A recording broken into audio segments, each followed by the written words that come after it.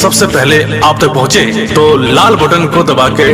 Channel को subscribe जरूर करें और साथ में बेल आइकन को दबाना ना भूलें।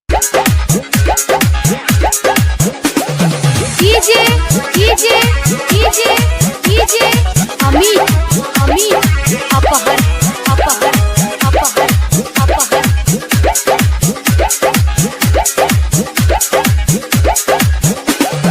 सोदमा के अंगना लागे सुहाना जन्म ललकिन कृष्ण भगवान यशोदा माई खुशियाँ मनावे खुशियाँ मनाव यशोदा के अंगना लागे सुहाना जन्म ललकिन कृष्ण भगवान यशोदा माई खुशियाँ मनावे सखी रे सहेली मिल के लाला माँ के झूलावा झूलावे सखी रे सहेली मिल के लाला माँ के झूलावे झूलावा झूलावे। डीजे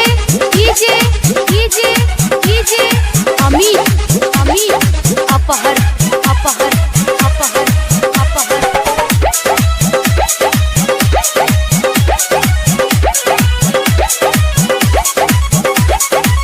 गोकुल नगरी में भेलई घर घोर शोर हो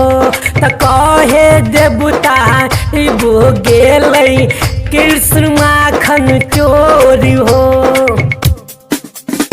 त गोकुल नगरी में भेलई घर घोर शोर हो त कहे देवता बो गेलई कृष्ण माखन चोरी हो त देवता देवती में हल चल मचल जल से कंस मामा के गोल में बधैया माजे देवता देवती में हल चल मचल जल से कंस मामा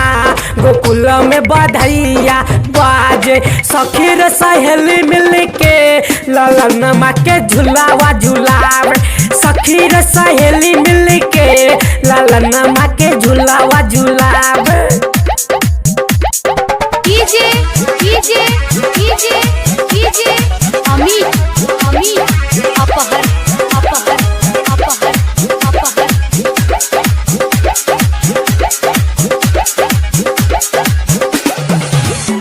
त पूरा मिथिला नगरिया जन्माष्टमी मनाबे हो तो नदिया तीरे कृष्ण कन्हैया रोज बंसी बजाबे हो पूरा मिथिला नगरिया जन्माष्टमी मनाबे हो तो नदिया तीरे कृष्ण कन्हैया रोज बंसी बजाबे हो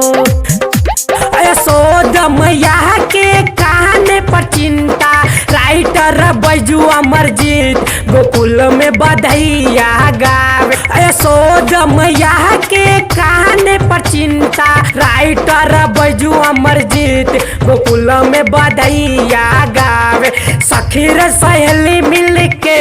गोलना माँ के झूलावा झूलावे सखी रे सहेली मिल के लाला माँ के झूलावा झूलावे सखी रे सहेली मिल के।